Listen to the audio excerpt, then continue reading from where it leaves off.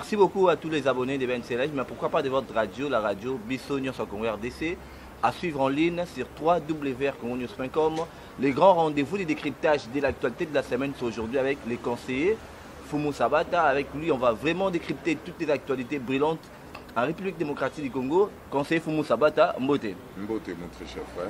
Conseiller Fumu Sabata, je ne sais pas trop photo Bengangonini, et Katombe Koyi. Enfin, Vital Kamerhe doit répondre à la justice. Est-ce que ils ont déjà livraison, Bino IDPS pour livrer Kamerhe était étonné après tous ces acharnements. Bino ça la Bino plaisir pour l'année. Aucun n'a qu'un pour l'année. Problème ils allaient procédure normale. Biso, on fait la politique pour l'intérêt de notre peuple. Ce qui va payer cette invitation, ça veut dire il a été cité dans bateau Bazalaki avant hier. Et c'est à lui de prouver ce Gazali innocent, il sera relaxé. Mais ce Gazali qui a quoi il n'a pas. Justice, c'est s'apprendre naé. Et moi, je pense que c'est une procédure normale. Et ça, c'est que Bino, beaucoup me sont dit, il a IDPS. Non, non. Quand lui, il avait pris des engagements, dans le bateau, Samba qui devant PGR et devant la justice, c'était son problème à lui seul. Est-ce que IDPS a été non, il y a une question que Mutuna Mutu, Nandenga Bandara Makambu, et définit ça suite à Makambu. Vous attendez ce qui va se passer et puis les actes bisoto continue état de droit et l'autre bisoto qui kolingake nous cause au dessus de la loi zate. Oui, conseil parce que le but de monarchie combattant même parlementaire de Boumoussou sur la 4e rue, oui bah soutenir la justice congolaise pendant que INC Vital Kamerhe directeur à cabinet il y a chef de l'État au lieu de soutenir directeur à cabinet chef d'État mais soutenir la justice congolaise et prêter tout le monde en confusion. Oh mais c'est l'autre toujours Luka depuis Kalane, c'est un comportement mon responsable et démocrate. Comment bino bolingi justice c'est donc bolingi ni ba ko soutenir mutu soit mutongo soka zalipe condamnable il faut pas soutenir parce que ça na kombo moko yeba non bien non lo beaucoup to ya biso ya IDPS to mema na prison à Samba Kenda. Président va auditionner pour la audit pour la bambongo nyo soit ko sala ba voyage na PGR président de la République. Oh, otika justice là bato c'est pas la justice c'est comme normal il faut bato ba fêter là. Mais conseiller au cas où que Vital Kamerhe a retenir la justice que condamner la infraction là que yemu ta sala ba commettre ba fait wana. Que va devenir réellement si le cabinet à chef de l'État? Et qu'on changer à démissionner et puis tout le qui mouto continuer c'est tout. Parce que d'accord il y a coalition cash au coalition cash ngelo bani. Au Bosaki na Nairobi. Ah papa, la politique est dynamique. Il fallait qu'il y ait plus de députés dans le Parlement. Yende après qu'on a la chance à l'écart. Selon les accords, il fallait qu'il y ait le Premier ministre. Mais ça les ça veut dire que comme une étape sous accord à Nairobi, ça te que la singana kingo anini pour le lobby makambu pe ko changer. Non, et c'est pas une bonne raison ça beau s'accrocher beau s'appuyer non. La personne au akozala wana ezali mutu oyo akoyiba te mutu oyo arozana bambeba te ou akoyider président à avancer c'est tout au cas où bazuye kazali coupable. Mais quand c'est beaucoup de gens qui accusent IDPS, qui ont un respect à l'accord, accord à Genève, pour retirer signature, accord à Nairobi, vous êtes déjà en train de rouler là. Vital Kamerhe bambé belé parce que ami d'achati, moi si Vital Kamerhe a qui clair dans la thématique, acharnement au bozo bangandé que Vital Kamerhe n'est pas possible en 2023 contre la coalition cash. Non, ça ce sont des bêtises. Vous avez des petits esprits. Vous imaginez, vous êtes directeur à cabinet président de la République, vous avez ambition comme en 2023 à président de la République. Vous avez que ils ont la lumière à coalition cash à Nairobi. Tété, au bon té qu'ils ont un sens té. Ceux qui sont censés être directeur à cabinet à chef de l'État, ça veut dire qu'il faut ça là, oh union son chef à ça là pour réussir. Yo siko aux autres ba croque jambe pour ça ba calcul à 2023, ça veut dire aux nous mutu na bisoté.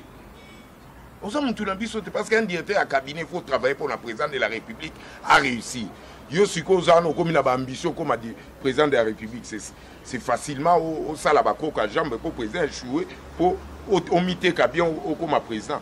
Ça veut dire madame Amida a sa politicienne atikala na makambo azaki ko sala ba musicien à ça la déclaration où ils ont dit politique pour un mécanisme politique n'est avancé. Moi je pense que y a un problème pour ceux qui les lots bah citer que Vital Kamerhe azali coupable ya makambo tout bazo accusé na ça veut dire azaki mwasi ya mabe azako tinda mbali na yiba mbongo pe koyibela mwasi mbongo ezalaka très dangereux que koyiba mbongo la voie normale pour okoyiba na ba sentiment na ba bolingo belé okoyiba même et que quoi foire aucun nango pono pesa mwasi na yo et c'est très dangereux. Conseiller Fumo Sabata, est-ce que les lots vous ont regretté d'autres parts pour ça la coalition cash parce que les lois apparemment ils vont se retrouver vraiment dans le partage de poste et les ministériels par rapport à INC. Tozoa qu'à pouvoir pour se retrouver dans le partage à poste. Tozoa qu'à pouvoir pour tozoa solution il y a peuple congolais à travers l'état des droits biso tozoa qui koluka. Donc ça veut dire quoi?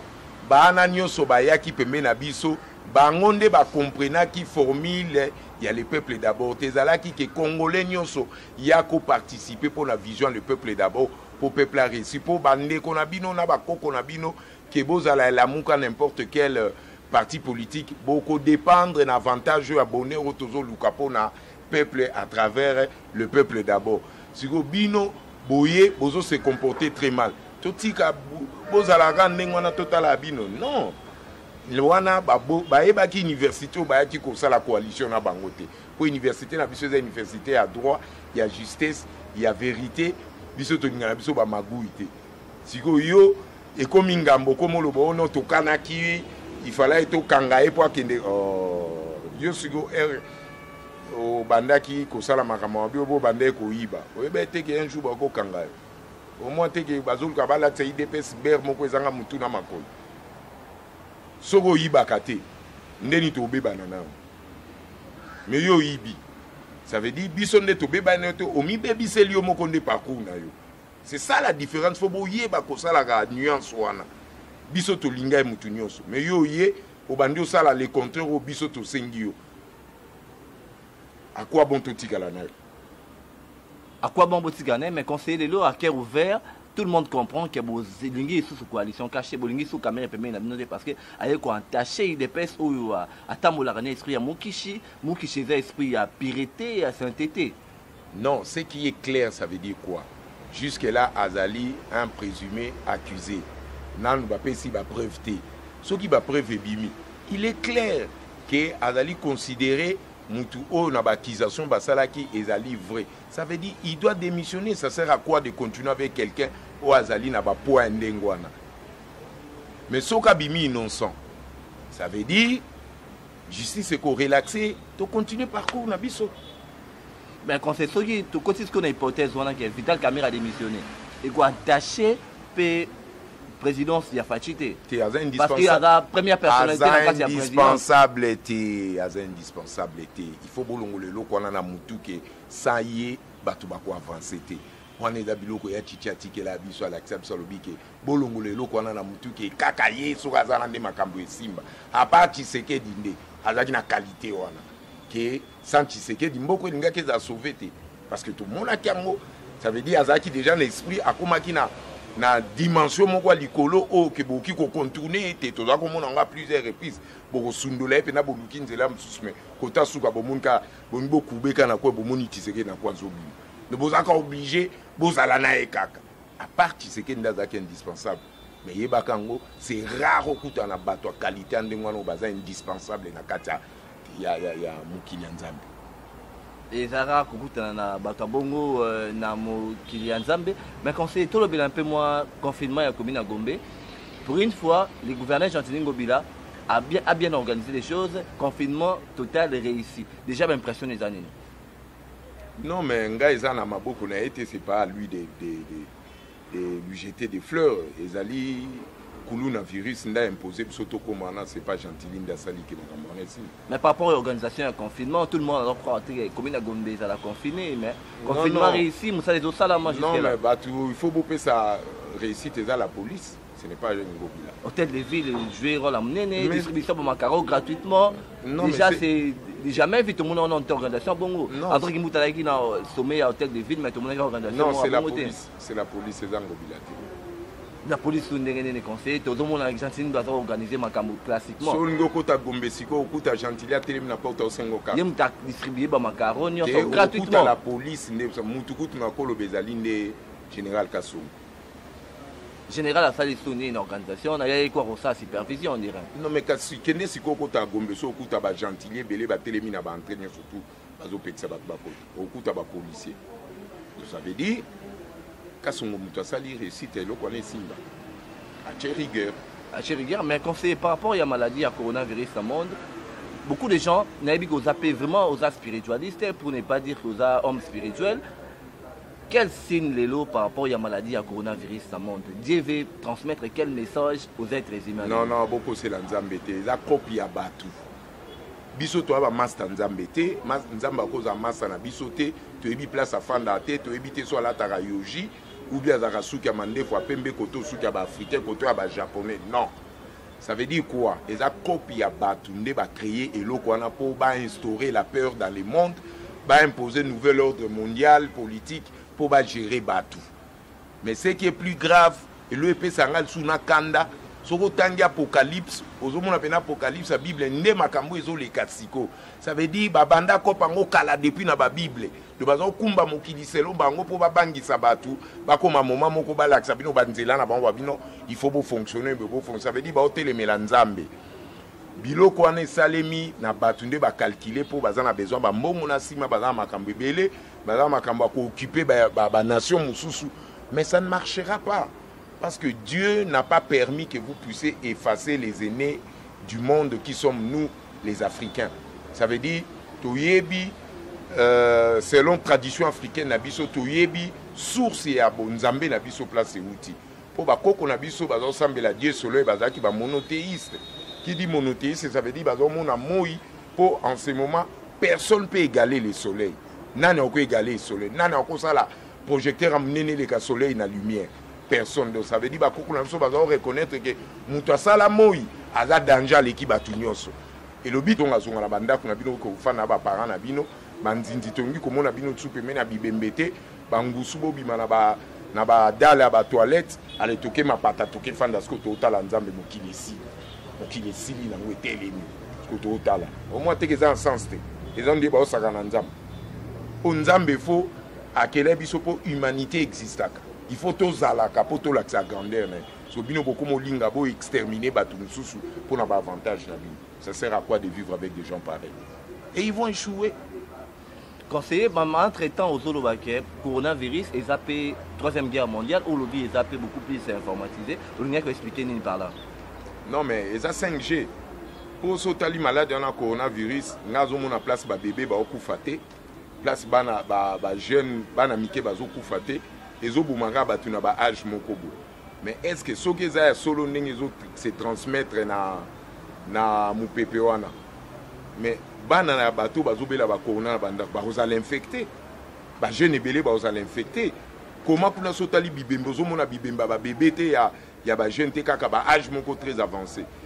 Ndé moi j'avais eu cette conviction que bah ça la biso diversion et guerre nino tozanango précisément 5e génération la guerre réseau ko bungisa biso, ça veut dire bah réseau téléphonique bah vibration bah réseau téléphonique pour kala vous avez remarqué mon bout de linga bacha ba antenne ba réseau na place ba to ofanda ta zo chango na ba zamba pour ayeba ki inconvénient nango. Mais le lot est comme au commun dans le pan mon kuta tala antenne à munene au antenne comme au 3G au 4G. Mais 5G est très corrosif na degré moko sakanate. Pour 5G ils ont tchaba traumatisme na ba estomac na mitema batu ba ba trouble na cerveau ba osala ba coulement ya makila batu ba ko na banzela net na film pe nazo appuyer tes wana po mbala liboso ba meka ki 5G na vilo ba benga Wuhan soki Wuhan na Chine habite so ko ba komona ba ndeni na vilo wana de place ba ndeke belé ba kufa na ba nyama ba kufa pour na 5G wana et ba payer belo ba si ba comprendre ba comme buka ba antenne ba 5G wana na ba payer belé pe na Afrique ba si ba panzi au moins plus de 10 000 antennes ya ba 5G de par le monde eza déjà un danger biso tosala attention te omona moto akufika naturel mais akufika kaboye sans koyeba. Or 5G wana eza na vibration moko makasi ezotouche mitema ya bato ezotouche baestomac ezobalusa mabumu bamakambo ebele. Ça vous devez faire attention sur ça.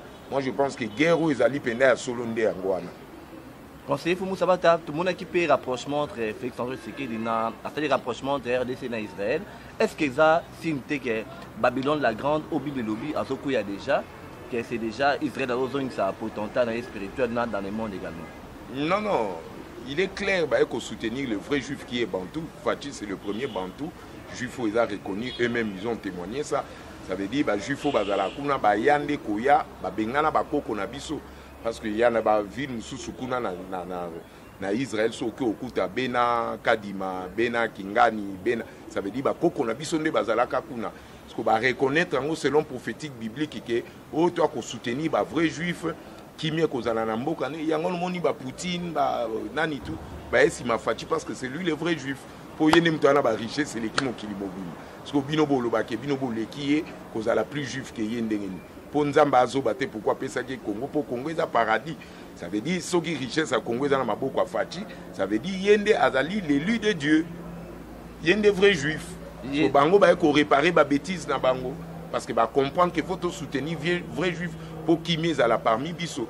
Ti pape na Belgique na Italie ayamba Félix ne ayamba qui a bénir yende nga pesa ki ba bénédiction parce que Fachi ya ki ne ko tia ordre ya makambu oyo et sengeli esali mapoto longwe cycle mususu to koti cycle mususu cycle ya vérité.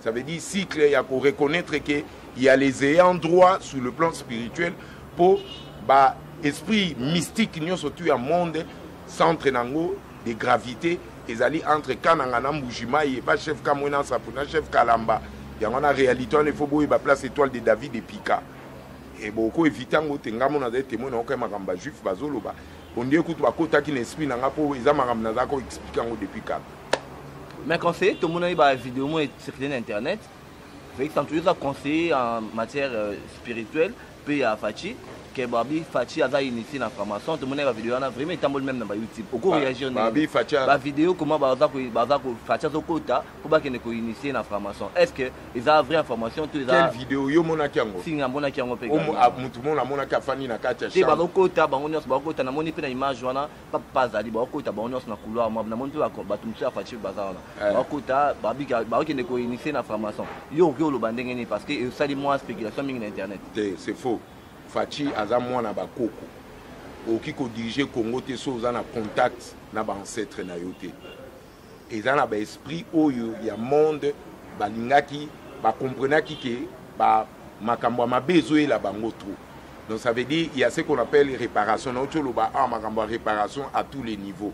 Il faut réparation pour libérer les esprits ya ba bantu et salema. Ça veut dire il faut to comme libre en esprit na biso. Et place Fachi Memi Congo, ils allaient place où ils décider, ils décider pour la makambo Italie monde. De Yangano Moni Azaki na place wana. Mais initiation bino bozolo ba franc-maçon badini. Ceux qui a solo kadaki initié na franc-maçon, quand ta franc-maçon siko. Mais fallait kota mo kala kutu, papa ne kutu, il fallait ka kota on kala to ebe déjà comme na ba ceux qui ba 34e degré wana nde tongeto eba.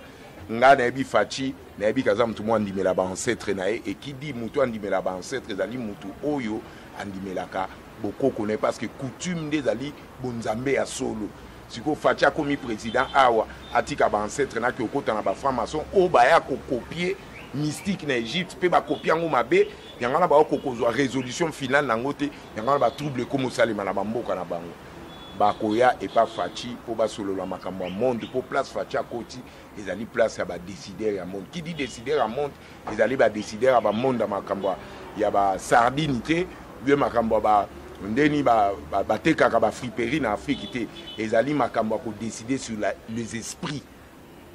Ça veut dire so za ki muto ebi ko utiliser troisième œil on nzamba pesa yo ndoko comprendre pourquoi Fachi azali place wa. Oui, donc on prend une place pourquoi Fachi la place là mais conseiller dossier vaccin il y a coronavirus. Il y a coronavirus. Pourquoi bien différence il y a entre coronavirus et coronavirus. Couronné za couronne na espagnol, ça veut dire ce bozo rekobolo ba ke virus couronné, ça veut dire bo couronné virus wana wa dompter bino abangisa ka bino.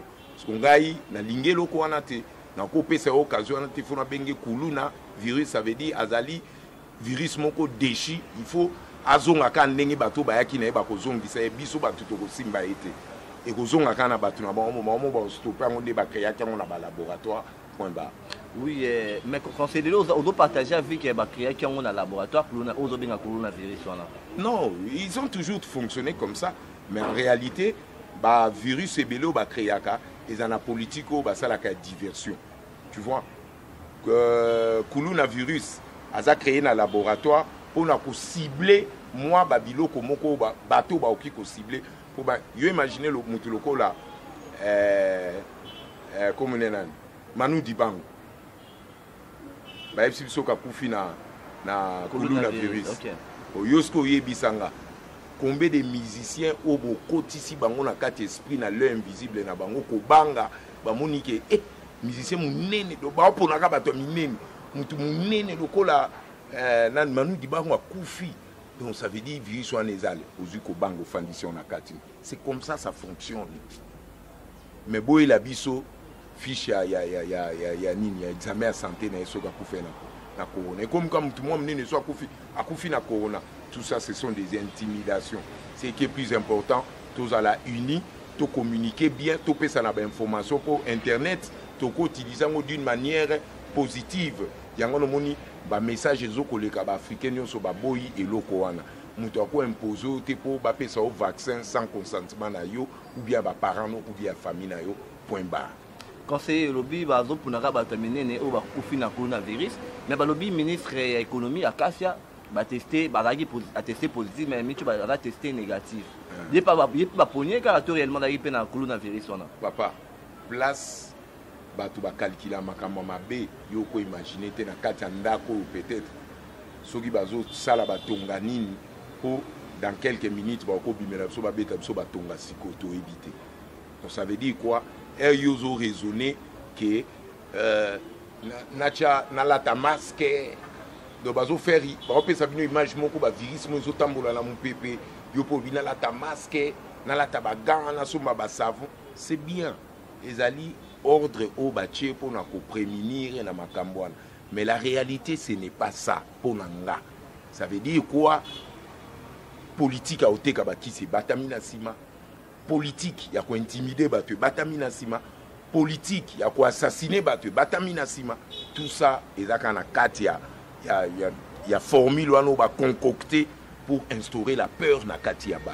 Ce qui est plus important, tout l'anda au président Nabiswa Lobabi, tout là tabagamba nini, faisons ce qu'il a demandé parce que à mieux informé et bien makambo réseau. Mais guerre et bandit pour cycle to koti. To comme un cycle oyo hégémonie africaine et zo place nango. Mais bakoti que la bino yangote avec facilité, ceux qui bino moko bo comprendre comment boko ki kozwa charge ya makambo na te pour bo protéger future progéniture na bino. Conseiller au lobby pe ba nouvel ordre mondial, est-ce que les gens ont fait des calculs coronavirus et puis 666.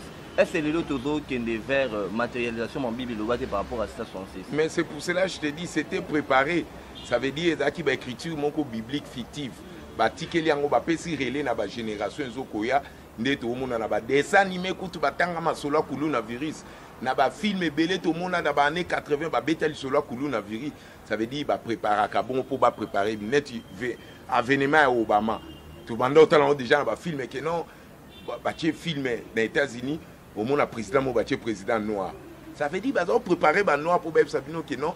Les États-Unis aussi peuvent avoir un président noir. Ça veut dire que les noirs sont considérés. Or, Obama, qui est noir, mais c'est un blanc qui faisait tout ce que les confréries maléfiques ont au Tindaï. Qu'est-ce que Obama a avec nous parce qu'il est noir? Non, il y a des noirs au Bissotoben à Mindelendombe, des noirs corrompus. Aux hommes noirs, mais après, Alian de Congolais, Nanzungu, et puis qui vraiment ça conseil mais tellement que la télévision c'est aussi la gestion du temps. Tout le monde s'approchait petit à petit vers la fin de notre émission. Conseiller Fumu Sabata, on a toujours une émission de Sanayo, Kabila prisonnier politique il y a IDPS. En Europe, en Occident, beaucoup de gens crient toujours arrestation à Kabila. Mais apparemment avec tous ces dossiers, Kabila dossier passé. Combien de fois Zoé Kabila et moi Mikime. Na mutu na mo bat bato na mingi corps ya Delphin Kaimbi ekenda wapi. Ba msu balobra ekenda Rwanda. Yo kopesa tout éclairage ezaka wapi. Te na wana eza bloko ko tu na te baliwa musuti kango ele kaka ndengwana. Na ninga put ko beta masolo wana. Parce que le bi mambo Zoé alimwe. Yo na zongi sipe dossier ya Delphin Kaimbi.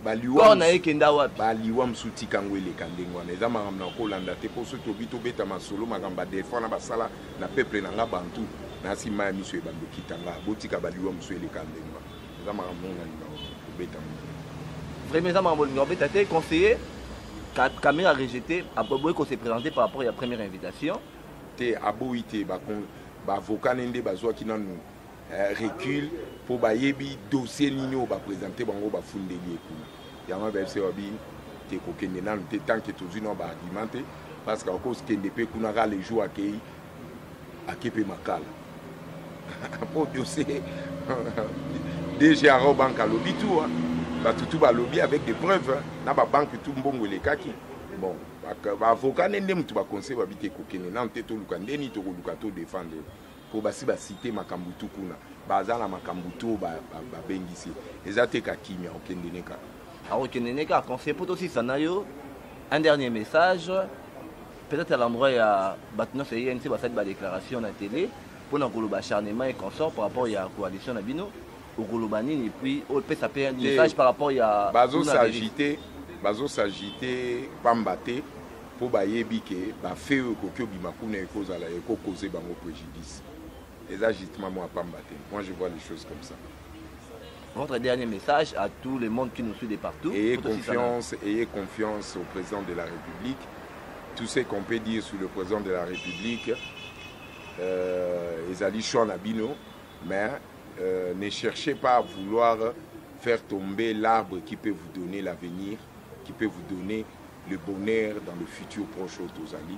Moi, je pense que vous devez beaucoup prier pour le président de la République parce qu'il mérite, il a besoin de vos prières parce que Yemoko, Assemble la Kanzamba Bakoko, même Ngamoko place Nazali, chaque fois, Nazalaka Soki, Nazalandaku, et comme un moment où ancêtre Bapesa Biswa Kosambe na 6h, na 9h, na 12h et 18h. Donc, on a tindaka énergie positive au président de la République pour aïebandeni à cause de la décision où ils allaient avantageuse pour notre bis au peuple congolais pour tous se retrouver dans le concert des nations. Merci beaucoup, conseiller Foumou Sabata. C'est par là que nous mettons un terme à cette émission. On se revoit très prochainement avec d'autres thématiques pour débattre l'actualité, pour également décrypter l'actualité. On garde contact. Merci beaucoup, Foumou Sabata. Bye bye. Merci mes très chers frères et sœurs.